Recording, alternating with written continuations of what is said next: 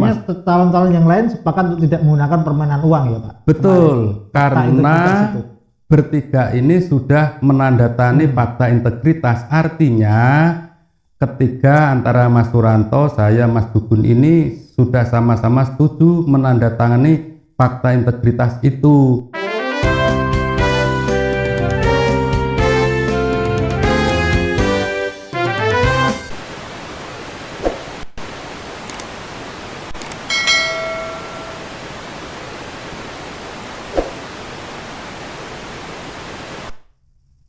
Sedulur-sedulur di Kelurahan Bedoyo, Kapanewon, Ponjong, saya hari ini sudah melengkapi perjalanan saya masuk di kelurahan ini.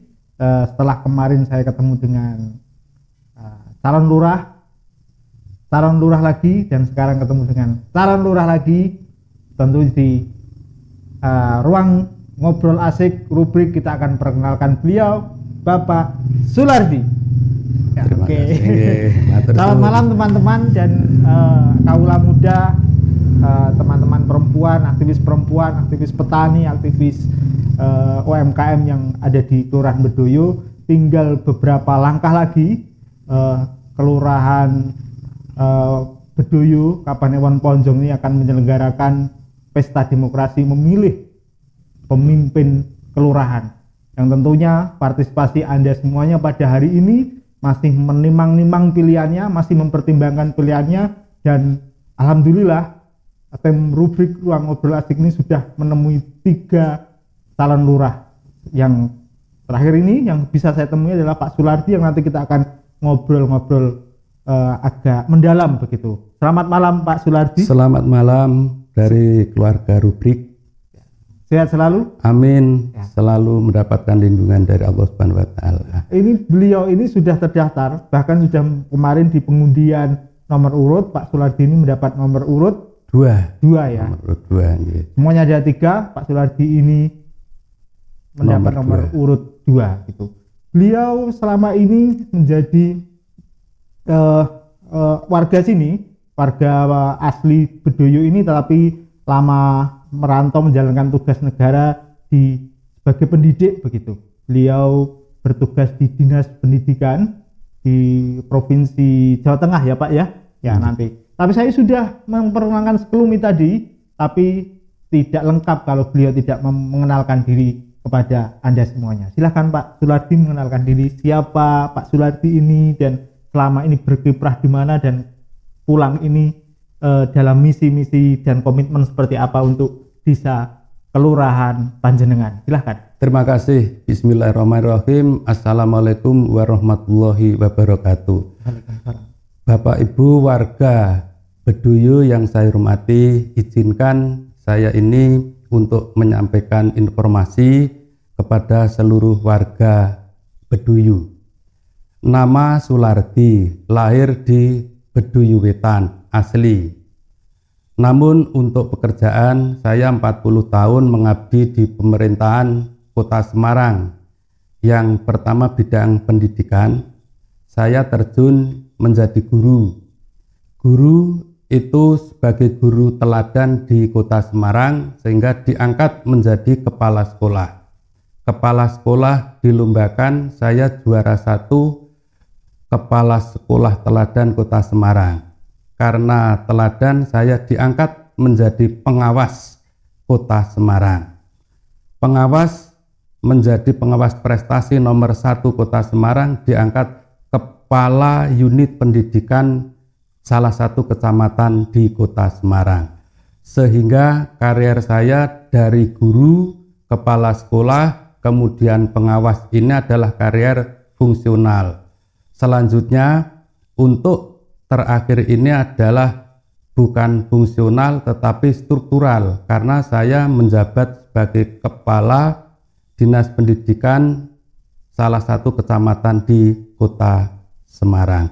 Alhamdulillah saya berpengalaman di bidang pendidikan yang mengurusi jenjang TK, SD, SMP, SMA. Saya juga terjun sebagai dosen di salah satu perguruan tinggi swasta terkenal di Jawa Tengah, khususnya di Kota Semarang. Kemudian bidang pemerintahan, saya mengelola anggaran yang digunakan untuk merenovasi, merehab sekolah-sekolah yang ada di salah satu kecamatan.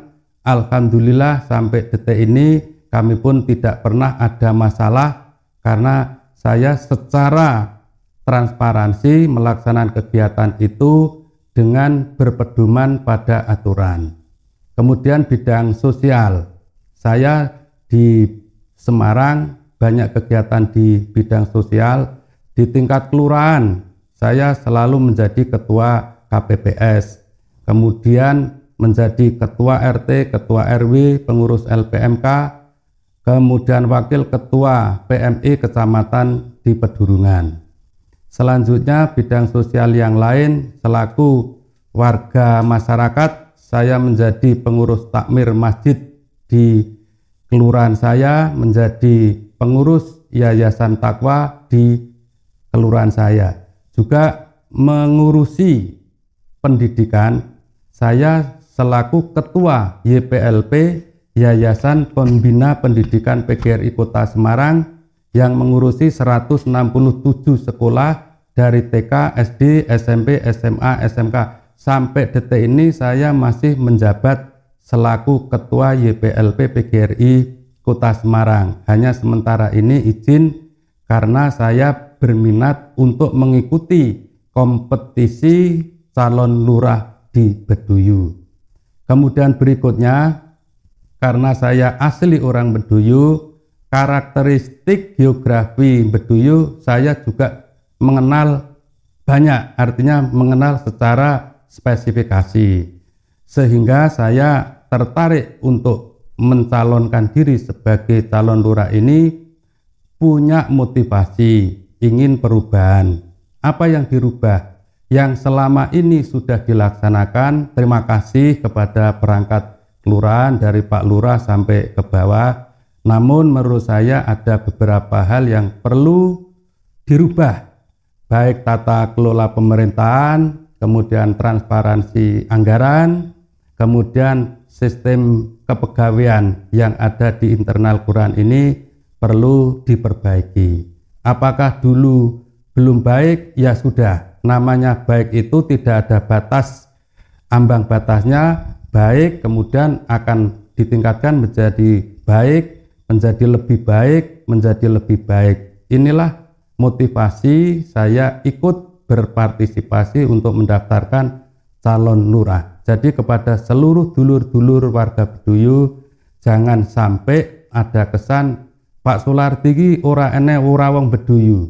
Saya sudah berKTP Beduyu. Saya dilahirkan di desa Beduyu 60 tahun yang lalu. Saya sudah pengalaman di bidang pemerintahan, sehingga apa yang saya peroleh dari pengalaman itu saya terapkan di Beduyu yang relevan, yang sesuai kondisi, sesuai dengan kemampuan, sehingga insya Allah nanti akan ada perubahan yang lebih baik. Oke, terima kasih Pak Sulardi. Tadi sudah dijelaskan rekam jejaknya bagaimana putra Beduyu ini ternyata memenuhi tugas negara begitu ya, iya, di kabupaten provinsi lain dan meniti karir di sana di lewat jalur pendidikan sampai mendapatkan prestasi dan sampai dipercaya dalam beberapa sektor begitu.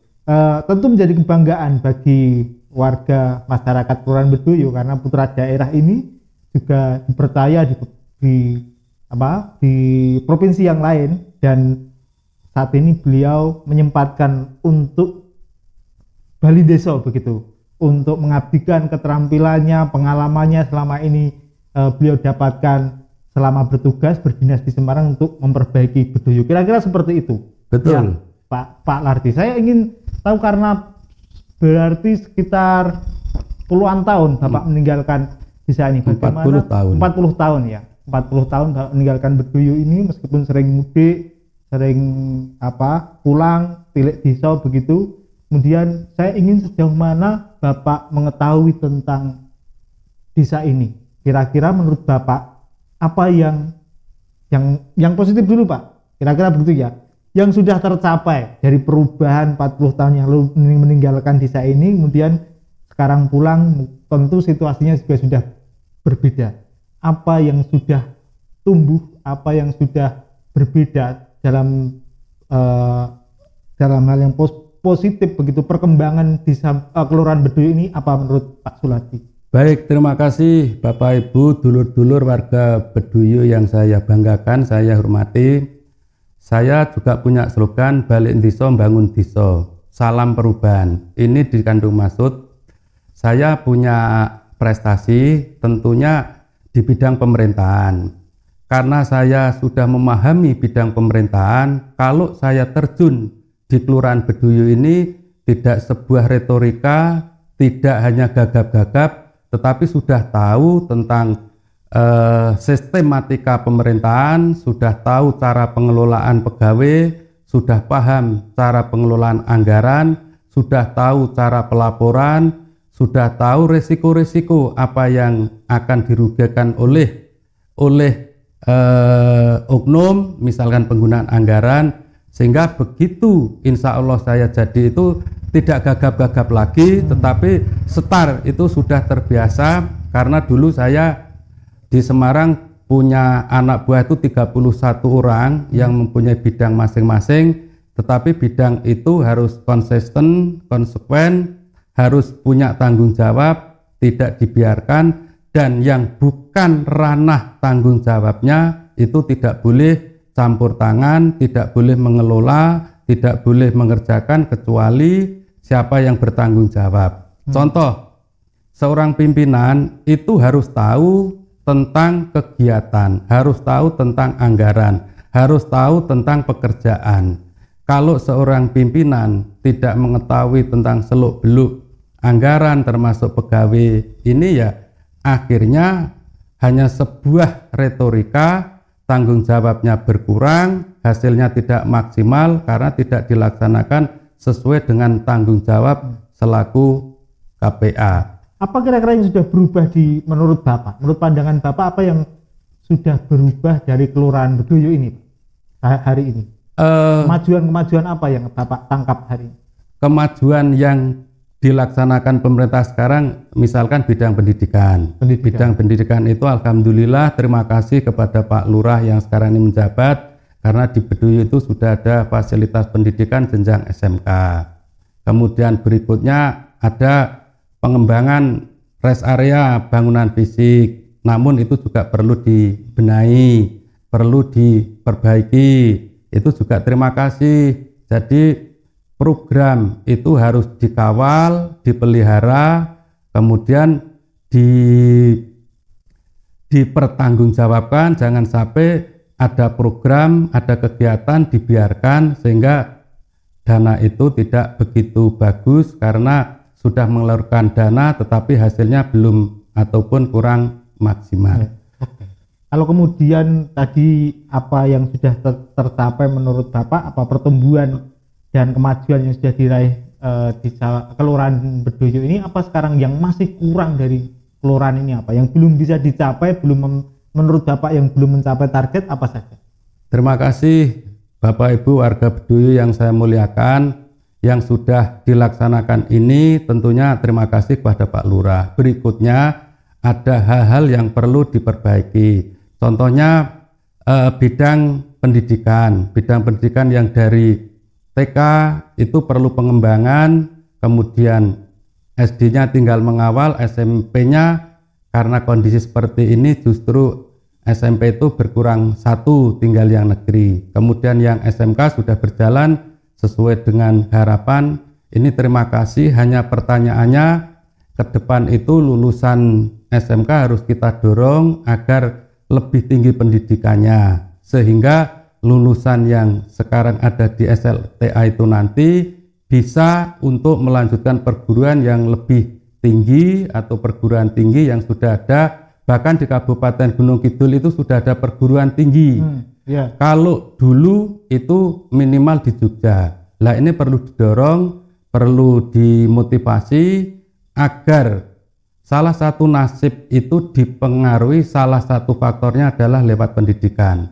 Seseorang itu kalau pendidikannya itu tinggi, punya keterampilan, membuka lapangan pekerjaan ini juga akan terbuka lebih baik daripada orang yang tidak mempunyai pendidikan, sekalipun orang yang tidak punya pendidikan pun juga punya keterampilan, punya skill, bekerja. Ini tergantung daripada manusianya itu sendiri.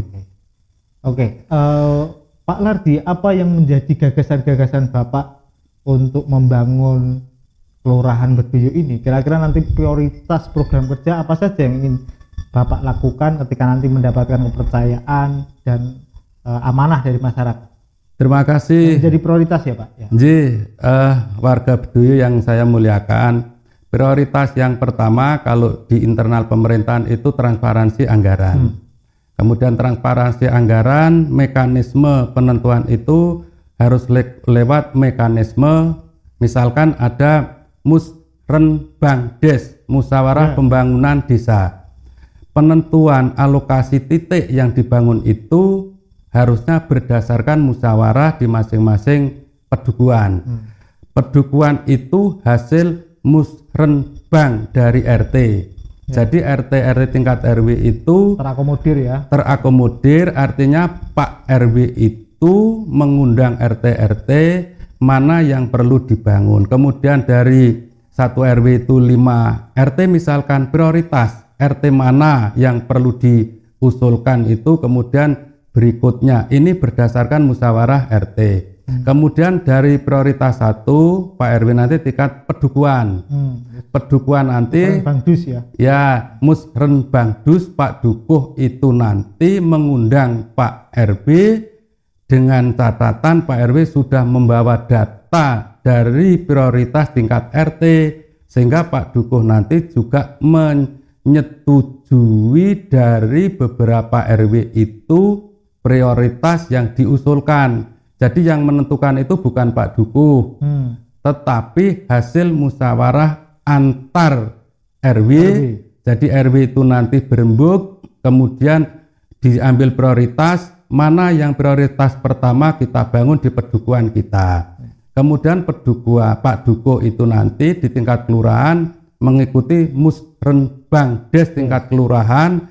Pak Dukuh sudah membawa data daripada wilayahnya, antar Pak Dukuh 9 pedukuhan itu ya musyawarah didampingi tokoh masyarakat untuk menentukan prioritas mana yang harus diutamakan nomor 1, kemudian nomor 2 dan sebagainya. Bukan kewenangan Pak Lurah lagi, tetapi kewenangan daripada hasil musyawarah pedukuh. Saya punya pengalaman tingkat Kota Semarang. Saya menjadi juru bicara kelurahan saya, Kelurahan Togosari Kulon, itu mau membangun. Kami ternyata mendapat prioritas pertama. Karena apa? Kelurahan saya punya potensi. Pajak PBB itu satu kecamatan itu paling besar itu di kelurahan saya. Sehingga argumentasi saya untuk meminta, untuk meminta bangunan di kelurahan saya itu ternyata disetujui oleh forum musyawarah itu. Itulah yang prioritas pertama. Kemudian pengelolaan anggaran tadi transparansi, kemudian demokratisasi. Tidak muncul senang tidak senang. Yang kedua pelaksana ini juga harus transparansi. Tidak boleh pembangunan antar pedukuhan dikawinkan. Harus satu unit, satu variabel itu satu kegiatan anggarannya berapa, bukan di jumlah. Beberapa pedukuhan misalkan 5 pedukuhan jumlah sekian. Ini perlu dirubah, ini perlu ditransparansi. Kenapa? Kok beberapa jadi satu. Kemudian bidang kepegawaian, insya Allah saya melaksanakan apel pagi. Ini salah satu bentuk pembinaan karyawan. Apelnya jam berapa Pak? Apelnya sesuai aturan, mungkin jam 7 kita mulai. Jam 7, jam dinas ini jam 7. Kalau selama ini nggak ada jam 7, jam 8 atau jam berapa ya? Kami tidak menuduh menjelekkan. Pengalaman saya itu jam 7 apel. Kemudian habis apel itu ya tujuannya apa? Briefing, menyampaikan informasi. Seluruh karyawan, seluruh pegawai wajib mengikuti apel pagi, apel siang. Kemudian baru bekerja. pada saat apel itu disampaikan informasi, disampaikan pemberitahuan, kemudian ditanya masing-masing seksi kasih itu mana kelemahannya, mana kesulitannya. Kalau laporan kesulitannya di mana, kemudian nanti kita cari solusinya sehingga pelaporan itu akan berjalan sesuai dengan aturan yang berlaku. Kemudian bidang keamanan. Kemudian bidang sosial, ekonomi, pendidikan. Ekonomi Pak, pemulihan ekonomi pasca pandemi yang memang kemudian banyak orang ekonominya sulit pasca pandemi karena ekonomi pandemi COVID-19 ini. Bagaimana strategi nanti Bapak akan membangun kesejahteraan di Kelurahan Bedoyo ini? Terima kasih warga masyarakat Bedoyo yang saya hormati. Perlu kita ketahui bahwa COVID itu memang musibah atau bencana tingkat internasional, tidak hanya di Indonesia. Yang pertama tentunya kita mengapresiasi kepada pemerintah, warga sebagian mendapat bantuan yang macam-macam judulnya itu terima kasih. Yang dipertanyakan memang setelah pasca COVID nanti bantuan-bantuan akan berhenti. Lah, bagaimana solusinya? Kami akan membimbing, kemudian melatih pada masyarakat yang punya skill, punya keterampilan, kita bekali karena setelah COVID itu bantuan akan putus, maka kita upayakan orang-orang yang sudah mendapat bantuan itu mencari solusi dengan dana swakelola kemampuan. Insya Allah nanti pelan-pelan juga akan tumbuh, akan berkembang. Bidang pertanian nampaknya sekarang ini masih kesulitan tentang tenaga. Sekarang tenaga pertanian ini terbatas, maka kerjasama dengan pemerintah tidak hanya mungkin untuk sarana modern atau sarana yang pakai mesin, ini juga diperbanyak. Terima kasih sekarang ini juga sudah ada bantuan tentang luku atau brujul dari pemerintah, tapi belum maksimal, belum digunakan. Sehingga petani ini masih nyewa membayar usaha warga yang punya luku atau brujul. Ini juga terima kasih personal atau pribadi itu ada orang punya jasa brujul menggarap sawah, tetapi ya ada imbalannya. Kalau nanti masing-masing bahkan RT itu ada bantuan dari pemerintah, tentunya nanti akan mempercepat, mempermudah daripada pengelolaan pertanian, termasuk mengoptimalkan badan usaha milik desa, BUMDes, semua. Sebelum ke situ Pak, apa sih sebenarnya potensi yang dimiliki kelurahan ini dan potensial untuk menjadi unit usaha di BUMDes nanti? Ya, terima kasih warga Bedoyo yang saya hormati. Salah satu indikator yang nampak ini adalah home industri krecek. Kemudian home industri ada kerupuk. Home industri snack lah. Ini harus kerjasama dengan dinas pertanian agar home industri nanti dapat bantuan peralatan ataupun penampungan dari hasil produk home industri. Karena selama ini pelaku-pelaku usaha home industri krecek ini ya buat sendiri kesulitannya menjual. Banyak stok tetapi penjualannya yang sulit. Lah, ke depan kita kerjasama dengan Dinas Pertanian, Perdagangan bahwa home industri krecek ini kesulitannya adalah tentang penjualan. Hasilnya bagus. Kemudian termasuk kerupuk dari singkong juga banyak. Ini salah satu indikator, salah satu variabel agar bidang ekonomi yang potensi desa ini betul-betul diperhatikan, betul-betul mendapat jalan keluar, karena banyak produk tetapi penjualannya itu sulit, kasihan para pengusaha krecek ini. Saya lihat Pak Surardi ini juga memahami tentang alur kebijakan yang ada di desa, meskipun aktif di beliau di pendidikan, tetapi antara undang-undang Sisdiknas dan undang-undang desa ini pasti akan berbeda. Nah, saya ingin tahu apakah sudah mengulik tentang kondisi desa atau kelurahan Bedoyo ini bagaimana sekarang keuangannya, tata keuangannya, ada berapa sih Pak sebenarnya? Baik, terima ADD kasih. Dan DD-nya itu sebenarnya berapa sih? Terima kasih warga masyarakat Bedoyo yang saya hormati, bahwa PAD penghasilan daerah ini sumbernya satu dari APBD tingkat 2 kabupaten. Ini sifatnya DAK atau pemberian dari anggaran anggaran pendapatan belanja tingkat kabupaten. Kemudian juga yang dari potensi desa. Kantong-kantong yang menghasilkan itu salah satu income, salah satu hasil daripada desa itu sendiri. Sehingga desa itu di samping mendapatkan anggaran dari pemerintah, juga hasil yang dimiliki oleh desa, ya? Potensi desa. Saya tidak akan menyebut titik-titik mana yang menghasilkan, tapi saya sudah tahu. Artinya tidak etis membuka indikator ini, hasilnya ini dan sebagainya. Insya Allah dari hasil-hasil itu kita kelola dengan transparan dan tanggung jawab. Contoh, salah satu hasil itu harusnya ada berita acara sistem kontrak. Jadi bukan hanya lesan, bukan dari ngomong saja, tapi ada dokumen kontrak bahwa lokasi itu dikontrak selama 1 tahun dengan besaran sekian dan bertanggung jawab menjaga kebersihan, keamanan, ketertiban. Itu penting karena pemerintahan itu dasarnya administrasi. Kalau administrasi itu tidak nampak, berarti itu milik ya bukan pemerintahan.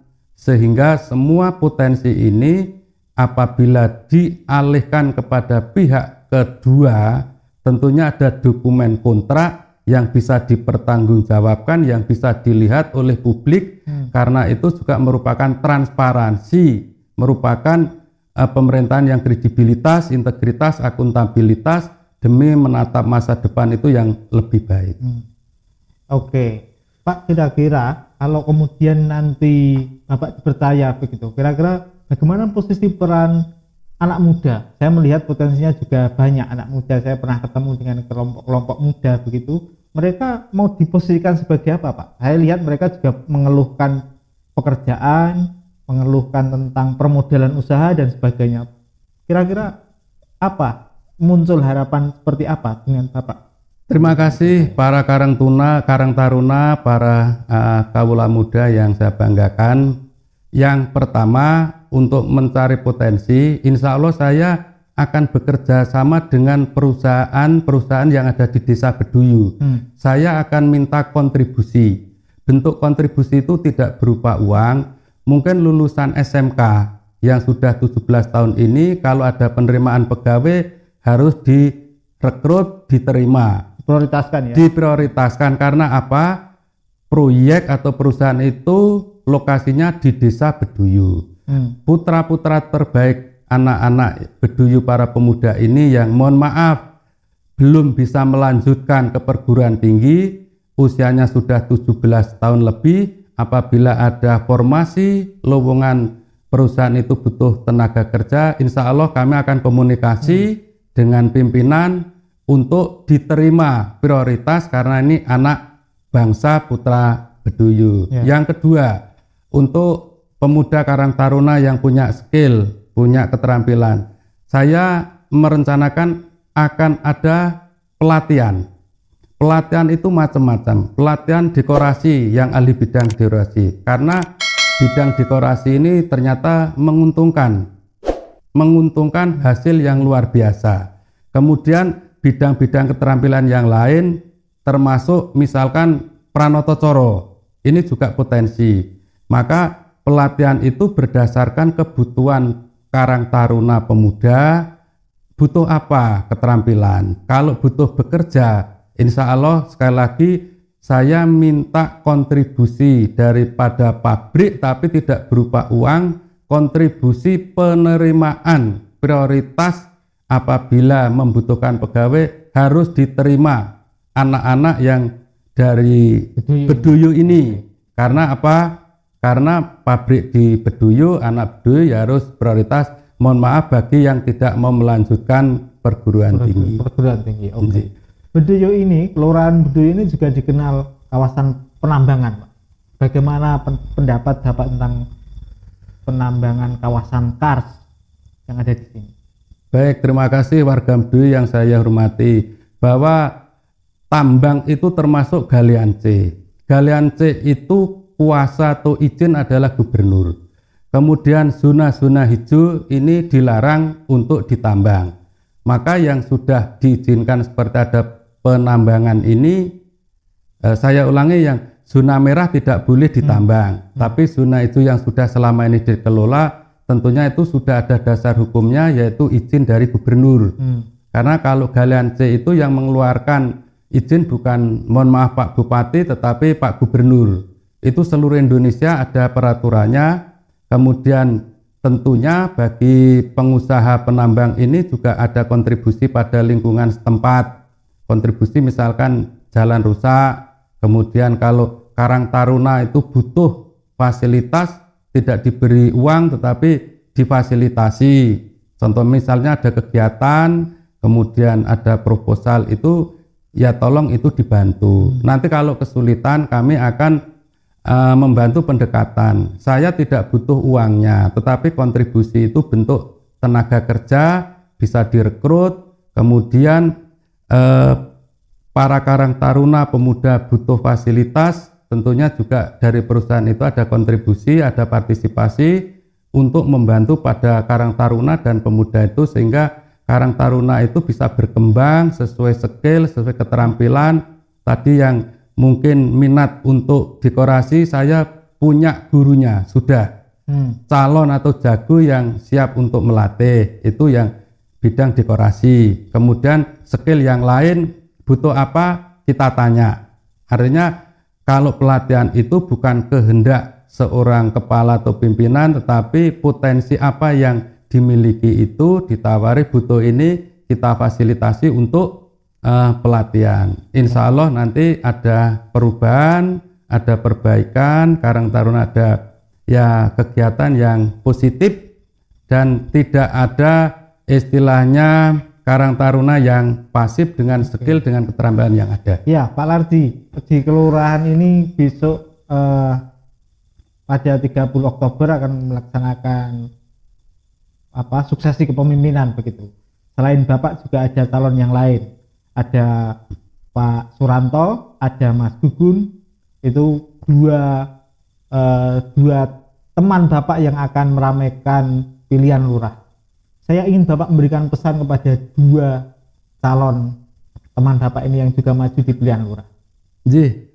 Yang kami hormati Mas Suranto sama Mas Gugun, saya sudah ketemu 3 kali.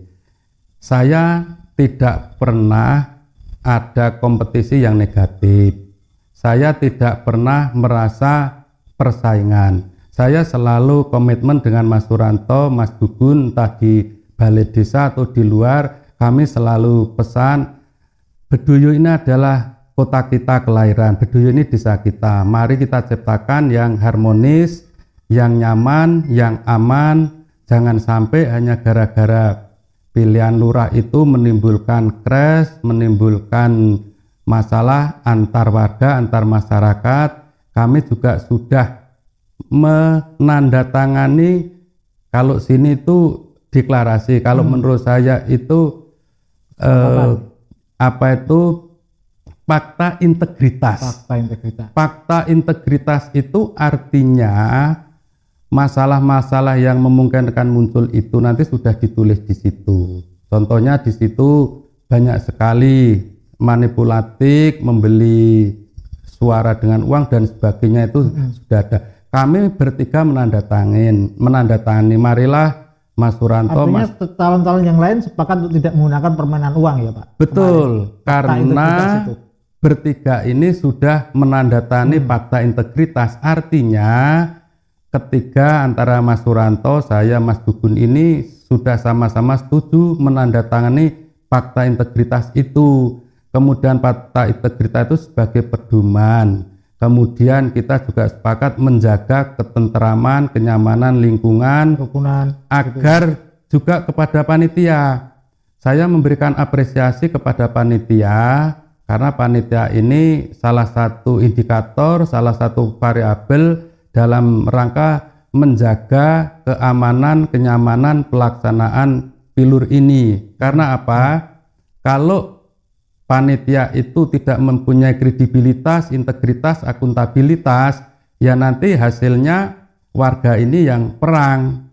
Lah ini saya sudah memberikan apresiasi pada panitia, sudah berjalan, sudah baik. Kemarin mohon maaf, saya juga mengingatkan, ini bukan berarti saya dikte, tidak, tetapi menjaga ketenangan, kenyamanan agar kredibilitas, integritas, akuntabilitas panitia itu tidak dipertanyakan. Kalau sampai panitia itu melanggar aturan, dari calon itu bisa nanti tidak puas untuk melapor karena kinerjanya itu kurang baik. Tapi selama ini bagus. Sekali lagi terima kasih kepada panitia. Hanya saya menyayangkan kepada seluruh masyarakat Beduyu.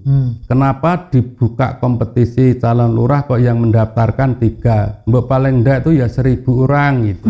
Jadi secara regulasi tidak bisa Pak, hanya 5 ya, maksimal. Daftarkan kan seleksi administrasi, nanti diambil terus dites ya. 5 itu juga dites, karena kalau 5 itu nanti hanya diambil 3, ada variabel syarat-syarat untuk ngetes itu lebih dari 3. Namun saya juga terima kasih, mudah-mudahan warga Dulur-Dulur Beduyu ini punya pilihan sesuai hati nurani, mempunyai pilihan siapa yang terbaik, monggo kami persilahkan. Punya sekarang itu pemilih cerdas.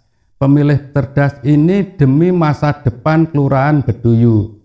Pemilih cerdas ini salah satu variabel untuk masa depan Beduyu. Kenapa? Beduyu ini adalah desa yang luar biasa. Desa yang sangat besar, desa yang sangat hebat, letaknya strategis. Maka pengelola manajemen, seorang pimpinan harus betul-betul memperhatikan, menjaga kewibawaan desa Beduyu dengan cara apa? Dengan cara yang menunjukkan bahwa desa Beduyu itu betul-betul desa yang kredibilitas, integritas, akuntabilitas, bersih, sehat, aman, dan berkarakter. Oke, Pak Sulardi, terima kasih.